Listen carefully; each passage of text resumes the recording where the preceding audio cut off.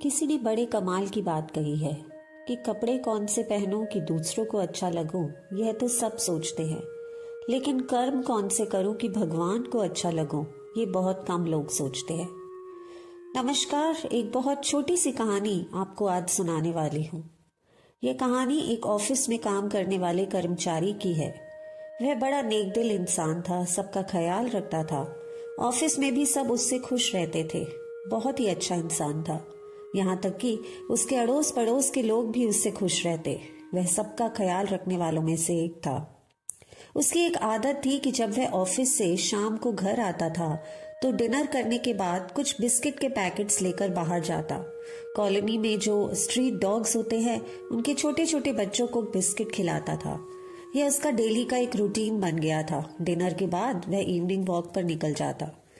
एक दिन वह ऑफिस से आने में लेट हो गया। जब वह घर पहुंचा तो रास्ते में उसे चिंता सता रही थी कि वह छोटे छोटे कुत्ते के बच्चे उसका इंतजार कर रहे होंगे।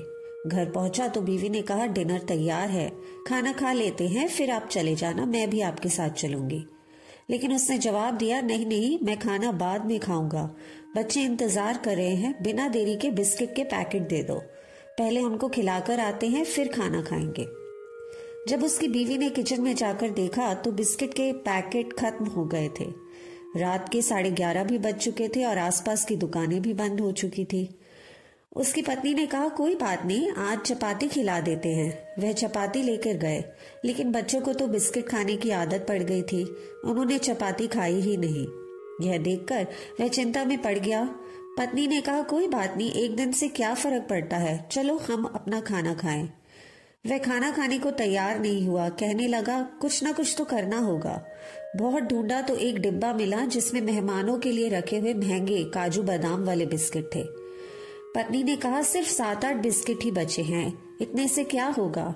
उसने जवाब दिया, कोई बात नहीं, जितना है उतना ही ले चलते हैं। वह बिस्किट लेकर बाहर गया तो देखा कि सारे बच्चे जा चुके थे, सिर्फ एक ही बच्चा बैठा था। उसने बिस्किट उसके सामने रख दिया। वह खुश होकर खाने लगा। जब घर वापस लौटा तो सोच रहा था कि हम इंसानों के साथ भी तो यही होता है। जब हमें हमारी चाही हुई चीज नहीं मिलती तो हम उदास हो जाते हैं और भगवान को कोसने लगते हैं, लेकिन प्रतीक्षा करना भी जरूरी है। उस छोटे से पिल्ले ने इंतजार किया क्योंकि उसे भरोसा था कि जो इंसान रोज हमें खिलाने आता है वह जरूर आएगा, और देखा, उसी के हिस्से में बिस्किट आए। इस छोटी सी कहानी का सार ये है कि जीवन में सब्र करना भी सीखिए।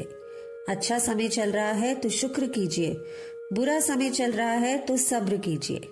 जीवन में आपको सब कुछ मिलेगा, क्योंकि कई बार परमात्मा कुछ बेहतरीन देना चाहते हैं और उसी के लिए प्रतीक्षा करवा रहे होते हैं। आशा करती हूँ आज की कहानी आपको पसंद आई होगी। कृपया वीडियो को लाइक करें, चैनल को सब्सक्राइब करें और अपने दोस्तों के साथ शेयर करना ना भूलें। धन्यवाद।